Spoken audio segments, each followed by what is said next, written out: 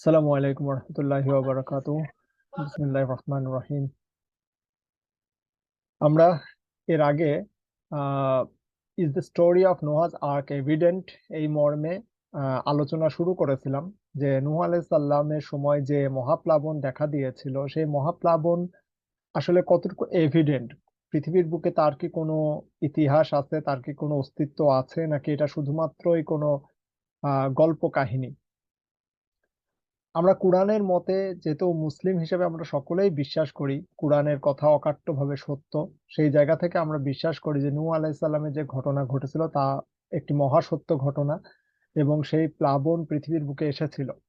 একই সাথে এই ঘটনার উল্লেখ পাওয়া যায় সকল আব্রাহামিক ধর্মে। ইহুদি খ্রিস্টানদের ধর্মগ্রন্থেও এর উল্লেখ পাওয়া যায়, বাইবেলের উল্লেখ আছে। এছাড়া আরেকটি প্রশ্ন এখানে এসে হাজির হয়, সেটা হলো যে এই প্লাবন কি কোনো একটা নির্দিষ্ট অঞ্চলের জন্য এসেছিল নাকি এটা পুরো পৃথিবীর জন্য এসেছিল। আমরা আগেই বলেছি যে কিছু মানুষ বিশ্বাস করে যে এই প্লাবনের ঘটনা সত্য এবং এটা পুরো পৃথিবীর জন্য এসেছিল, গ্লোবাল সিচুয়েশন ছিল। আবার অনেকে বিশ্বাস করে যে না, এই ঘটনা সত্য কিন্তু এটা একটা নির্দিষ্ট এলাকার জন্য এসেছিল।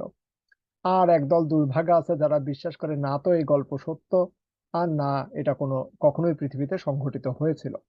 তো বিভিন্ন সেই ঘটনার বিভিন্ন দিক পর্যালোচনা করে বিভিন্ন আর্কিওলজিক্যাল ফ্যাক্ট আলোচনার জন্য আমরা এই স্লাইড বা আমাদের এই প্রেজেন্টেশনটা। তো এর পূর্বে আমরা যতটুকু আলোচনা করেছি খুবই সংক্ষেপে সেটুকুর একবার হাইলাইট দেখে নেওয়া যাক। আহ যেমন শুরুতেই আমরা বলেছিলাম যে এই ঘটনার ক্ষেত্রে শুরুতে আমরা নূহ আলাইহিস সালামের বিভিন্ন পরিচয় উল্লেখ করেছিলাম। সে কিভাবে আদম আলাইহিস সালামের সাথে রিলেটেড, বা তার পিতাকে ছিল, তার বংশ কেমন ছিল সেই সম্পর্কে আমরা আলোচনা করেছি।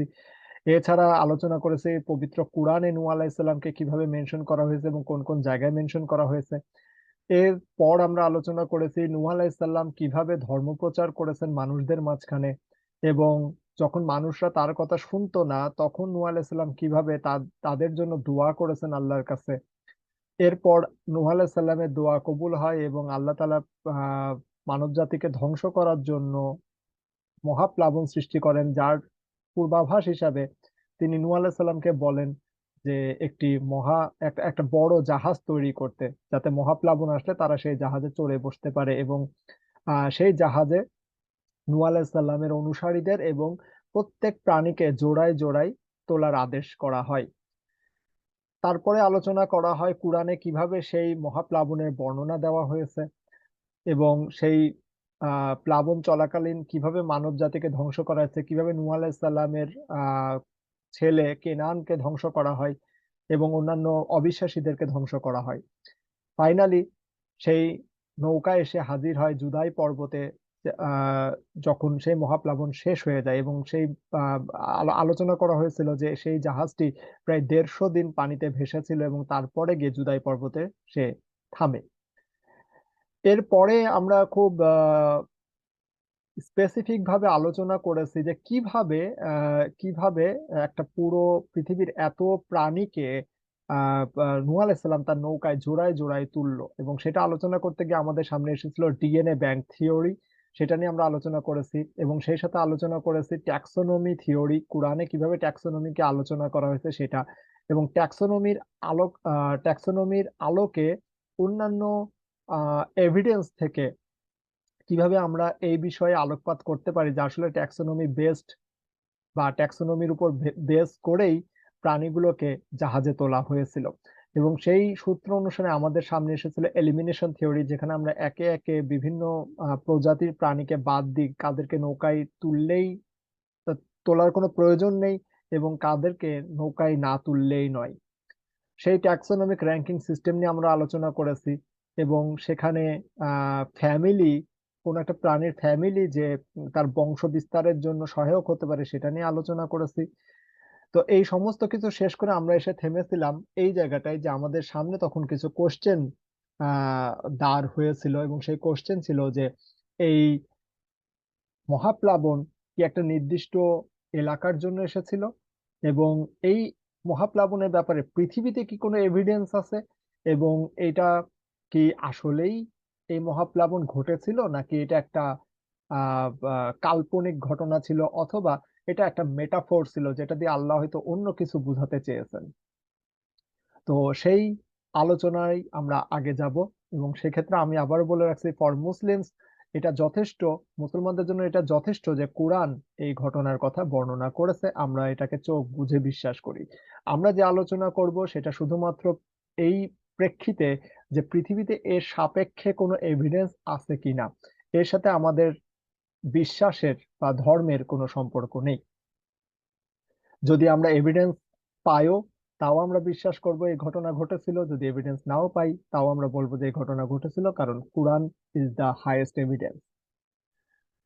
তো প্রথমে আসি যে আর্কিওলজিক্যাল এভিডেন্স এই ফ্লাডের ছিল কিনা। তো সেটা আলোচনা আমরা কিভাবে বুঝবো যে আসলে আর্কিওলজিক্যাল এভিডেন্স বা পৃথিবীতে এই ফ্লাড হয়েছে কিনা তার এভিডেন্স ছিল, কারণ এটা কোনো এমন সময়ে ঘটেছিল যে সময় কোনো হিস্ট্রি লেখা বা লিখে রাখা হতো এমন কোনো ঘটনা নেই।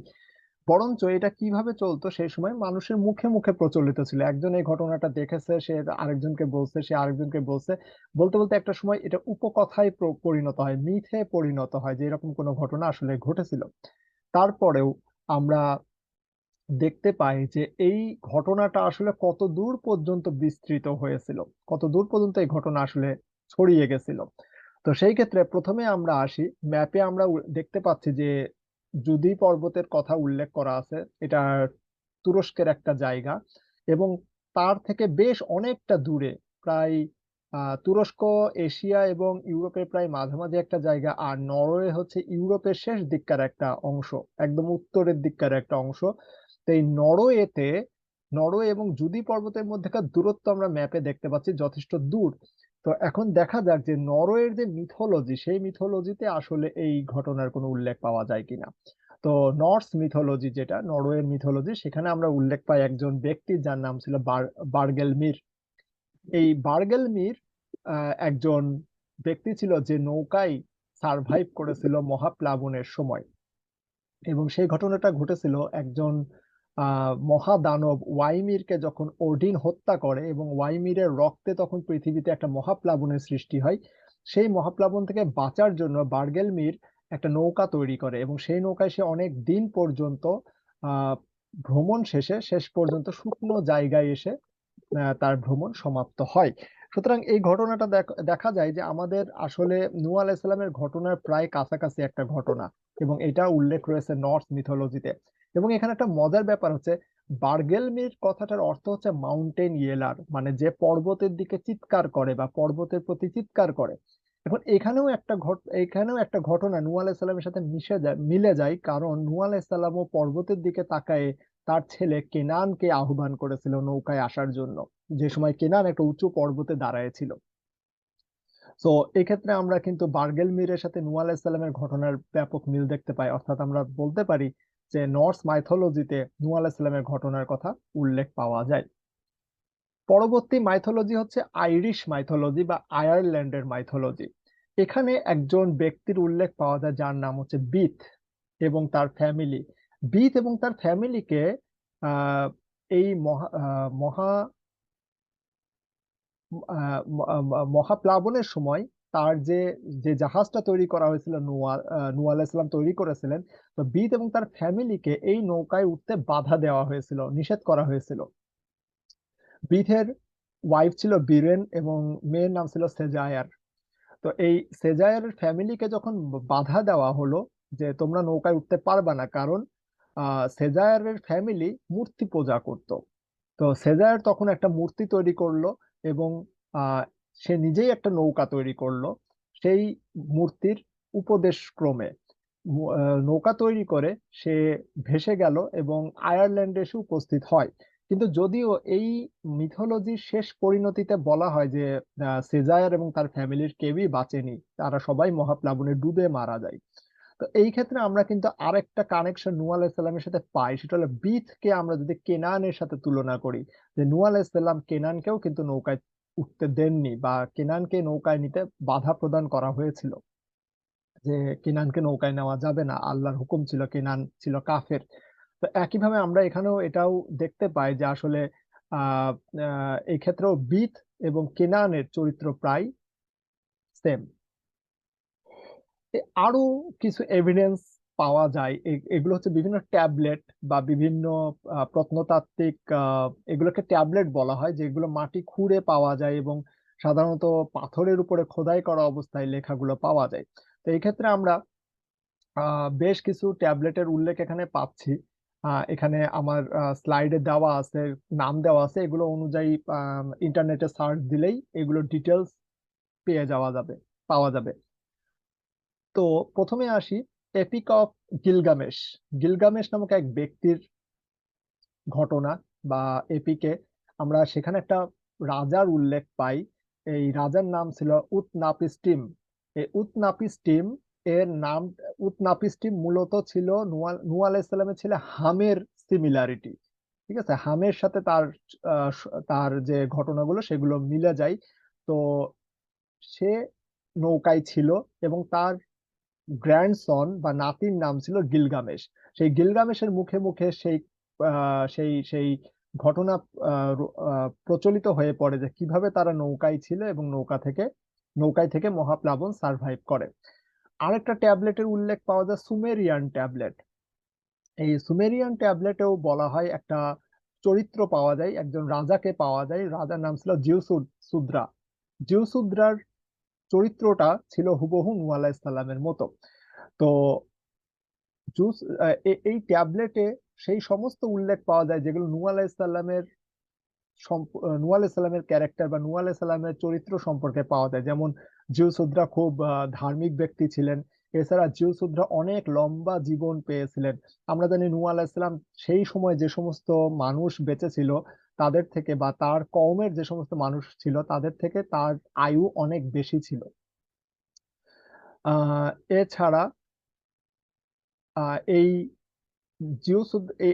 এই যে সুমেরিয়ান ট্যাবলেটটা, এই ট্যাবলেটটা বুক অফ জেনেসিস অর্থাৎ বাইবেলেরও প্রায় 800 বছর আগেকার একটা ট্যাবলেট, যে ট্যাবলেটে আমরা নূহ আলাইহিস সালামের ঘটনা উল্লেখ পাই। এছাড়া আরেকটা ট্যাবলেট বা আরেকটা এপিক আমরা পাই, যে এপিকে হচ্ছে নূহ আলাইহিস সালামের মতো ক্যারেক্টার পাওয়া যায় যার নাম ছিল আত্রা হাসিস। এটাকে বলা হয় এপিক অফ আত্রা হাসিস। এবং এর ডিস্ট্রয়ার গড ছিল এনলিল। এই গড, এবং যে গড আত্রাহাসিসকে বলেছিল, সাবধান করেছিল যে মহাপ্লাবন আসবে, তার নাম ছিল এনকি, সে ছিল গড অফ ওয়াটার। এবং এই ট্যাবলেটটা পাওয়া গেছিল ইরাকে। এখানে আমি লিংক দিয়ে রাখছি তিনটায়, এখানে গিয়ে আমরা মানে কারোর আরো বেশি জানার ইচ্ছা থাকলে সে এপিক অফ গিলগামিশ, এপিক অফ আত্রাহাসিস এবং এপিক অফ সুমেরিয়ান ট্যাবলেটের আরো ডিটেলস সেখান থেকে দেখে নিতে পারে। এছাড়া আমরা এর আগে উল্লেখ করেছি বুক অফ ইনকের কথা, যেটা ইদ্রিস আলাইহিস সালামের ট্যাবলেট বলে প্রচলিত। এই বুক অফ ইনকের 1 নম্বর খণ্ডের 106 থেকে 107 নম্বর অংশে বা ভার্সে এবং জেনেসিস অ্যাপোক্রিফনের 2 থেকে 5-এ নূহ আলাইহিস সালামকে দেখানো হয় যে নূহ আলাইহিস সালাম একজন ওয়ান্ডার চাইল্ড ছিলেন।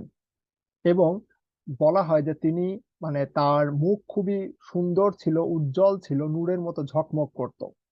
এছাড়া এখানে বলা হয় যে যখন নূহ আলাইহিস সালামের সময় ওইখানে অনেক অনেক দৈত্য ছিল। এই দৈত্যটাকে আমরা এইভাবে কল্পনা করতে পারি যে এরা ছিল হচ্ছে সেই কাফের মানুষরা যারা তার চারপাশে ছিল। তো এই দৈত্যরা যখন দেখলো নূহ আলাইহিস সালাম নৌকা তৈরি করছে, এটা দেখে তারা হাসাহাসি শুরু করলো। যদিও সেই সময় ইনক বা ইদ্রিস আলাইহিস সালাম সেখানে ছিলেন এবং তারা এই দৈত্য, তিনি এই দৈত্যদেরকে নিষেধ করেন যে হেসো না, কারণ সত্যি এরকম একটা মহাপ্লাবন আসবে, সাবধান করেন। কিন্তু তারা তার কথায় কান দেয় না। পরবর্তীতে ইনক বা ইদ্রিস আলাইহিস সালাম যেটা করেন সেটা হলো যে তার ট্যাবলেট লেখা শুরু করেন, তার বই লেখা শুরু করেন, এবং তিনি বলেন যে এই পৃথিবী হয় আগুন দ্বারা অথবা পানি দ্বারা ধ্বংস হয়ে যাবে। এটা মানে এটা তাকে হচ্ছে ঈশ্বর জানিয়েছে যে পৃথিবীকে শীঘ্রই ধ্বংস করা হবে আগুন দ্বারা বা পানি দ্বারা। এবং এই আহ ঘটনা জানার পরে তিনি সিদ্ধান্ত নেন যে তিনি ট্যাবলেট লিখবেন এবং এই ট্যাবলেটে তিনি উল্লেখ করবেন সমস্ত কিছু, ঈশ্বর এই পর্যন্ত যা যা করেছেন, পৃথিবীকে সৃষ্টি করেছেন, যে যেভাবে সৃষ্টি করেছেন তার নির্দেশ অনুসারে তিনি সেগুলোকে লিপিবদ্ধ করবেন।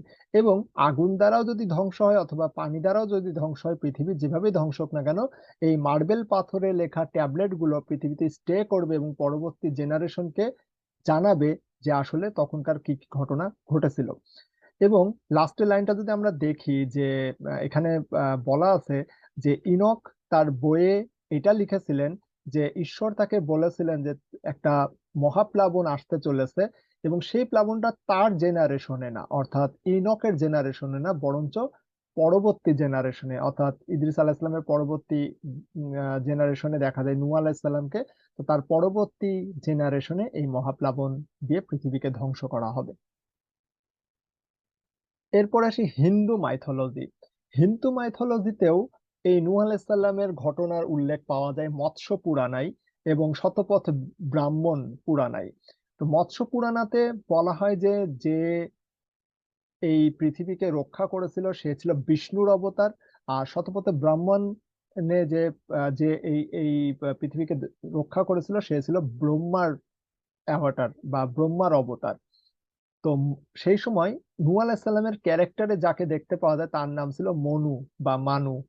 এই মানুকে একটা মাছ বা একটা মৎস্য অবতার তাকে সাবধান করে যে পৃথিবীতে একটা মহাপ্লাবন আসবে এবং এই মহাপ্লাবন আসলে সবকিছু ধ্বংস হয়ে যাবে। যখন ধ্বংস হয়ে যাবে তুমি সব রকম গাছের বীজ এক জায়গায় করবা এবং সমস্ত প্রাণীকে জোড়ায় জোড়ায় তোমার নৌকায় তুলবা এবং আমার শিঙের সাথে বেঁধে দিবা, আমি তোমার নৌকাকে টেনে নিয়ে যাব এবং এই এই এই যে মহাপ্লাবন সেখান থেকে তোমাকে রক্ষা করব। তো এই ক্ষেত্রে আমরা দেখতে পাই যে নূহ আলাইহিস সালামের মতো মনুর চরিত্রেও বেশ কিছু উল্লেখ পাওয়া যায় যেগুলো নূহ আলাইহিস সালামের সাথে রিজেম্বল করে। যেমন মনুকে বলা হয় যে আহ সে খুবই ধার্মিক এবং ঈশ্বর দ্বারা নির্বাচিত একজন মানুষ ছিল। এবং বলা হয় যে যেমন শতপথ ব্রাহ্মণে বলা হয় যে সেই সময় অনেক পুরাতন একটা সময় একজন খুবই পবিত্র এবং খুবই ধার্মিক একজন মানুষ বাস করতো, যে নিয়মিত পূজা পাঠ করতো ইত্যাদি ইত্যাদি। তার নাম ছিল মনু এবং সে স্বর্গের দেবতাদের সাহায্য লাভ করেছিল। এছাড়া দেখা যায় যে মনুর আহ যে যে বন্যা হয়েছিল সেই বন্যার আগে মনুর তিনজন ছেলে ছিল, চার্মা, শার্মা এবং ইয়াপাতি। এবং এই তিনটা নামও ম্যাচ করে নূহ আলাইহিস সালামের তিন ছেলের সাথে, হাম, শাম এবং জাপাত। নূহ আলাইহিস সালামের মতো মনুকেও ঈশ্বর নির্দেশনা দিয়েছিল একটা বড় জাহাজ তৈরি করার জন্য এবং সেখানে সমস্ত গাছের বীজ এবং যে সমস্ত প্রাণীরা বেঁচে, যে সমস্ত প্রাণী সে সময় এক্সিস্ট করে তাদের জোড়ায় জোড়ায় তোলার জন্য।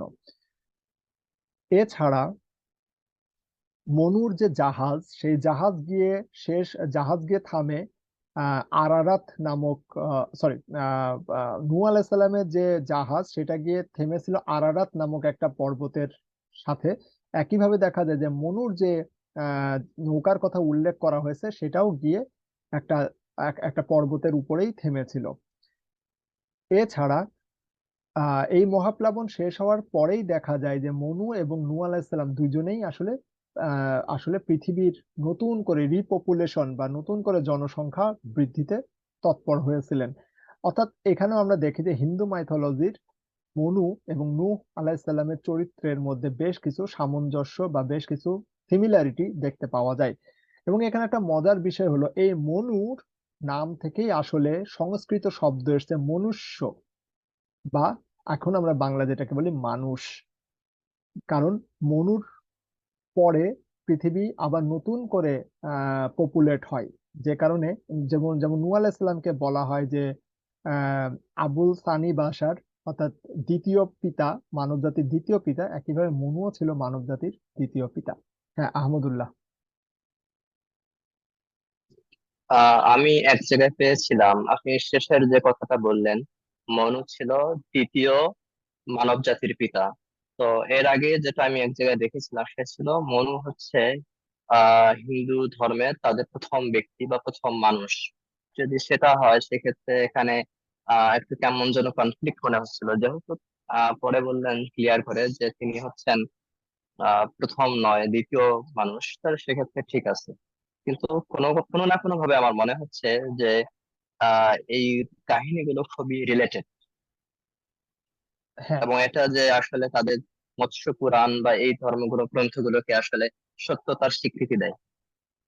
আচ্ছা, এখন বিষয় হলো যে একটা প্রশ্ন মানে এখানে একটা প্রশ্ন এসছে এরকম যে মনু কি হিন্দুদের প্রথম মানুষ কিনা।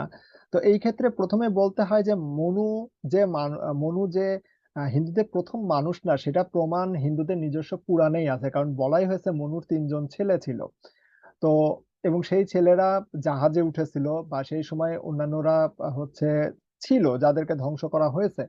সুতরাং মনু তাদের প্রথম মানুষ না। হয়তোবা এমন হতে পারে যে আমরা যেরকম বা এরকম হতে পারে যে তার আগে যারা ছিল তাদের সকলকে ধ্বংস করা হয় এবং মনু ছিল দ্বিতীয় পিতা, যেভাবে আমরাও বলে থাকি নূহ আলাইহিস সালামের পরে আসলে মানব জাতি নতুন করে তাদের বংশ বিস্তার বিস্তার করতে শুরু করে। সেটা গ্রহণযোগ্য আর কি। আর আহ মৎস্য পুরাণ অথবা কোনো পুরাণ গ্রন্থ অথবা অন্য অন্য কোনো হিন্দু ধর্মের গ্রন্থের মধ্যে আমরা কখনো আসলে আহ, সম্পূর্ণভাবে মিথ্যা এটা আমরা আসলে বলি না। আমরা যেটা বলি সেটা হলো যে হতে পারে যে তাদের মধ্যেকার কিছু ঘটনা সত্য, এবং সেইটুকুই আমরা সত্য বলে মনে করতে পারি, যেটুকু আমাদের নিজস্ব ধর্মগ্রন্থের সাথে ম্যাচ করে। এ বাতে বাকি অংশটুকু সত্যও হতে পারে, মিথ্যাও হতে পারে। সেই অংশকে আমরা চোখ বুজে কখনোই বিশ্বাস করতে পারি না। একই কথা বাইবেল এবং বাইবেল তাওরাতের ক্ষেত্রেও প্রযোজ্য, যে যে কথাগুলো যে ঘটনাগুলো আমাদের কোরআনের সাথে সামঞ্জস্যপূর্ণ হয়, আমরা সেই কথাটুকুকে গ্রহণ করতে পারি চাইলে। এবং বাকি যে কথাগুলো আছে সেগুলোকে একদম চোখ বুঝে বিশ্বাস করার মতো কোনো কারণ নেই। কারণ পুরাণ গ্রন্থ বা অন্যান্য জায়গাগুলোতে অনেক ভুরি ভুরি মিথ্যা কথা আছে, তার মধ্যে একটা দুটো সত্য কথা থেকে যেতে পারে। তো যেখানে মেজরিটি মিথ্যা কথা বা মেজরিটি বানোয়াট কাহিনী, সেখানে একটা দুটো সত্য গ্রহণযোগ্য নয়। সুতরাং এখন পর্যন্ত যত ধর্মগ্রন্থ আছে, এটা বারবারই প্রমাণ হয়ে এসেছে যে একমাত্র কোরআন এমন একটা ধর্মগ্রন্থ যার 60% বা 50+% সত্য বলে প্রমাণিত হয়ে গেছে। বাকি 50% বা 40% না সত্য প্রমাণিত হয়েছে, না মিথ্যা প্রমাণ করা সম্ভব হয়েছে। যেমন জান্নাত জাহান্নামের বর্ণনা, কিয়ামতের বর্ণনা, এগুলো এখন পর্যন্ত সত্য প্রমাণ করা পসিবল হয়নি, আবার মিথ্যাও বলতে পারবে না কেউ। তো এরকম যখন ব্যাপার আসে, তখন আমরা যদি কোনো কোনো গ্রন্থের 50+% কে অকাট্য সত্য বলে দেখা যায়, তাহলে বাকি অপ্রমাণিত অংশটুকুকেও সত্য বলেই বিবেচনা করে নিতে হয়। সেই হিসাবে আমরা এখন পর্যন্ত দেখি যে কুরআন হলো একমাত্র মহাসত্য গ্রন্থ, যার যে কোনো কথা আমরা চোখ বুজে গ্রহণ করতে পারি। বাকি সমস্ত গ্রন্থ অবশ্যই বিচার করে বা কষ্টি পাথরে যাচাই করে দেন, তারপরে বুঝতে হবে যে এটা সত্য বলছে না মিথ্যা। তো যাই হোক, আমরা এখানে দেখতে পাই যে মনুর নাম থেকে আমাদের আসলে মনুষ্য বা মানুষ নামকরণ করা হয়। আরো মাইথোলজি আছে, আরো পুরাণ আছে যেখানে নূহ আলাইহিস সালামের ঘটনার কথা উল্লেখ পাওয়া যায়। যেমন চাইনিজ মাইথোলজিতে গুনিয় এর নাম পাওয়া যায়, যেটা নূহ আলাইহিস সালামের সাথে সিমিলার। গ্রিক মাইথোলজিতে পাওয়া যায় প্রমিথিউসের ছেলে ডিউক্যালিয়ন। এই ডিউক্যালিয়ন কথাটার অর্থ হচ্ছে যে যে ভালো নৌকা চালাতে পারে বা যে ভালো জাহাজ চালাতে পারে।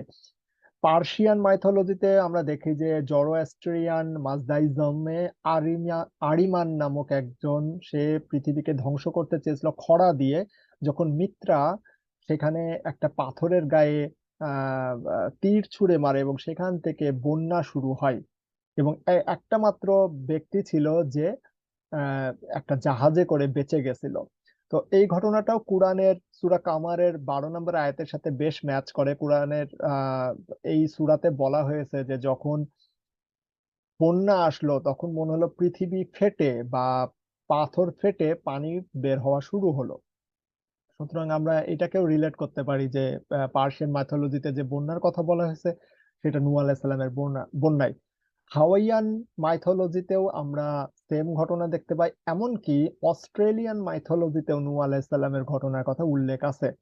কিন্তু অস্ট্রেলিয়ান মাইথোলজিতে কোনো রেফারেন্স দেওয়া সম্ভব না, কারণ একটা মজার বিষয় হলো অস্ট্রেলিয়াতে যে সমস্ত আদিবাসী আছে এদের যে কথা, অ্যাবরিজিনাল এদের যে কথা, এই কথার কোনো লিখিত ফর্ম নাই, এরা কোনো কথা লিখে রাখে না। এদের শুধুমাত্র আহ কথ্য ভাষা রয়েছে, মৌখিক ভাষা রয়েছে, লিখিত কোনো রূপ নেই, যে কারণে অস্ট্রেলিয়ান মাইথোলজির কোনো এভিডেন্স সেভাবে পাওয়া যায় না। সে যাই হোক, শেষ পর্যন্ত আমাদের সেই ঘটনাই আসে যে the version described in Quran is the only authentic one, and it is our sole duty to believe in the way that Quran has described, and Allah knows the best. অর্থাৎ কুরআনে যেভাবে নূহ আলাইহিস সালামের ঘটনার কথা উল্লেখ করা হয়েছে আমাদের বিশ্বাস করতে হবে এটাই একমাত্র অথেন্টিক ঘটনা। এছাড়া এতক্ষণ পর্যন্ত যত মাইথোলজির ঘটনা যেভাবে বলা হয়েছে, বিভিন্ন দৈত্য দানবের কথা, বিভিন্ন মানুষের কথা, এইগুলা আসলে বিশ্বাস করার কিছু নাই। তবে কুরআন যেভাবে আমাদেরকে বলছে, যেটুকু বলেছে সেটুকু আমরা চোখ বুজে বিশ্বাস করবো, বাকিটুকু আমরা যেটা করতে পারি সেটা হলো যে এভিডেন্স হিসেবে ইউজ করতে পারি যে হ্যাঁ অবশ্যই এই ঘটনা ঘটেছিল, নাহলে এত এত মাইথোলজিতে বা এত এত উপকথায় এই ঘটনা কিভাবে আসলো। কেউ যদি বলে যে কুরআন তো সেদিনকার গ্রন্থ, অর্থাৎ আজ থেকে 1400-1500 বছর আগেকার গ্রন্থ, তাহলে আমরা এটা বলতে পারি যে ঠিক আছে, কুরআন 1400-1500 বছর আগেকার গ্রন্থ, সেই কুরআনও সেই কথাই বলছে যেটা আজ থেকে হয়তো হাজার হাজার বছর আগে মানুষের মুখে মুখে প্রচলিত ছিল। তার মানে অবশ্যই কিছু না কিছু তো ঘটেছে সেই সময়, নাহলে মানুষ তো আহ মানুষের মুখে মুখে বানোয়াট কথা, কুরআনের কথা এতটা ম্যাচ করে যেত না। ওকে, এখানে আরো লিংক দেওয়া আছে, এই লিংক গুলোতে গেলে আমরা মাইথোলজি সম্পর্কে বা অন্যান্য যে সমস্ত মাইথোলজি আছে সেই সমস্ত মাইথোলজি সম্পর্কে জানা যাবে। এইবার প্রশ্ন হচ্ছে যে এই মহাপ্লাবন কি আসলে একটা স্পেসিফিক নেশনের জন্য আসছিল, নাকি আসছিল পুরো পৃথিবীর জন্য? তো প্রথমেই যে কথা এখানে বলবো সেটা হলো যে এই বিষয়ে যথেষ্ট বিতর্ক পৃথিবীতে জিওলজিস্টদের মধ্যে আছে। আহ, কিছু কিছু জিওলজিস্ট বলেছেন যে এটা পুরো পৃথিবীতে আসছে, কেউ কেউ বলেছেন না এটা একদমই নির্দিষ্ট একটা এলাকার জন্য আসছে। যাই হোক, বর্তমানে 300রও বেশি সভ্যতা, 300রও বেশি সংস্কৃতি আছে যেখানে এই মহাপ্লাবনের কথা, তাদের তাদের যে উপকথা বা তাদের যে মিথোলজি সেখানে উল্লেখ করা হয়েছে। যাই হোক, এটার একটা কারণ এরকম হতে পারে যে যখন পৃথিবীকে ধ্বংস করে দেওয়া হলো, কেউ কেউ বলতে পারে যে 300রও বেশি বেশি উপকথা এটা প্রচলিত আছে, তার মানে পৃথিবীতে যে এটা ঘটছে, না হলে ওরা জানলো কি করে, অস্ট্রেলিয়ার একটা মানুষ জানলো কি করে যে তুর্কিতে এরকম ঘটনা ঘটছে? আসলে ব্যাপারটা তা না। যদি পুরো পৃথিবীতে এই ঘটনা ঘটে থাকে এবং পুরো পৃথিবীর মানুষ যদি ধ্বংস হয়ে থাকে, তাহলে হতেই পারে, আমরা জানি যে নূহ আলাইহিস সালামের সময় থেকে মানুষের বংশ নতুন করে বিস্তার করা শুরু হয়েছে এবং তার ছেলেরা বিভিন্ন এলাকায় ছড়িয়ে গেছে। তো খুব স্বাভাবিক যে নূহ আলাইহিস সালামের ছেলে যখন হয়তো ইউরোপে বা আফ্রিকায় গেছে, সেখানে গিয়ে সে তার ছেলেকে জানিয়েছে, তার ছেলেকে জানিয়েছে, এইভাবে আস্তে আস্তে লোক মুখে প্রচলিত হয়ে গেছে যে আমার দাদা নৌকায় ছিল বা আমার বাবা নৌকায় ছিল, সে তার ছেলে বলছে আমার দাদা নৌকায় ছিল, সে বলছে আমার পরদাদা নৌকায় ছিল, এবং লোক মুখে স্বাভাবিকভাবেই গল্পটা বিকৃত হয়ে গেছে বিভিন্ন, আস্তে আস্তে ওর মধ্যে রং মশলা মিশেছে যে ওই সময় কোনো দৈত্য দানব ছিল যারা এই সমস্ত কিছু সৃষ্টি করেছিল, ইত্যাদি ইত্যাদি। ওকে, হ্যাঁ, আহমদুল্লাহ কোনো কোশ্চেন করতে চাচ্ছিলা? আমি বলতে চাচ্ছিলাম যে নূহ আলাইহিস সালাম তো নির্দিষ্ট একটি কওমের কাছে প্রেরিত হয়েছিলেন। তিনি তো সারা পৃথিবীর মানব জাতির কাছে প্রেরিত হননি। তো সেক্ষেত্রে তার নির্দিষ্ট কওমের অপরাধের কারণে পুরো পৃথিবী ধ্বংস করে দেওয়াটা বা পুরো পৃথিবী প্লাবনে আহ প্লাবিত হওয়া, এটা হচ্ছে কেমন সাংঘর্ষিক হয়ে যাচ্ছে না? ওকে, এটা খুবই সুন্দর একটা প্রশ্ন, এবং আম, আহ, সেটাকে আমরা অবশ্যই জানাবো কেন পৃথিবীকে ধুয়ে মুছে ফেলার প্রয়োজন ছিল। সেটার জন্য কিছু এভিডেন্স আমরা আর্কিওলজিতে পাই, ইনশাল্লাহ পরের স্লাইড গুলোতে আমরা এটা দেখতে পাবো যে কেন পুরো পৃথিবীকে ধোয়া বা পুরো পৃথিবীকে পবিত্র করা প্রয়োজন ছিল। তো যাই হোক, আমরা এই এই যে কথাটা যে কেন এটা কি আসলে পুরো পৃথিবীতে আসছিল নাকি শুধুমাত্র একটা জাতির জন্য আসছিল, সেটা সেটা সপক্ষে কিছু কথা আমরা আলোচনা এখানে করতে চাই। তো প্রথমেই কথা হলো যে আল্লাহ তাআলা এর আগে অনেক কওমকে ধ্বংস করেছেন বিভিন্ন সময়, নূহ আলাইহিস সালামের পরে আর কি। নূহ আলাইহিস সালামের পরের ঘটনাগুলোতে আমরা দেখি যে অনেক কওমকে আল্লাহ তাআলা ধ্বংস করেছেন। আদ জাতি, সামুদ জাতি, কওমে লূত, যারাই অবাধ্যতা করেছে তাদের সকলকে আল্লাহ তাআলা ধ্বংস করেছেন। এবং এই সমস্ত ধ্বংসের ক্ষেত্রে দেখা যায় যে এই সমস্ত নবী, যে সমস্ত নবী সেখানে উপস্থিত ছিলেন, আল্লাহ তাআলা সেই সমস্ত নবীকে বলেছেন পাশের রাজ্যে বা পাশের কওমে হিজরত করে যেতে। লূত আলাহিস সালামের ক্ষেত্রে আমরা দেখতে পাই তাকে বলা হয়েছিল তুমি হিজরত করো। তো যদি নূহ আলাইহিস সালামের সময় এটা একটা নির্দিষ্ট জাতির জন্য হতো, তাহলে আল্লাহ তাআলা এত বড় নৌকা বানাতে বলার কোনো প্রয়োজনই ছিল না নূহ আলাইহিস সালামকে। তিনি সিম্পলি বলতেন যে তুমি পাশের রাজত্বে চলে যাও বা পাশের কওমের কওমের মধ্যে গিয়ে বসবাস শুরু করো, আমি এই কওমকে ধ্বংস করে দেব। এত বড় নৌকা নেওয়ার কোনো প্রয়োজন ছিল না।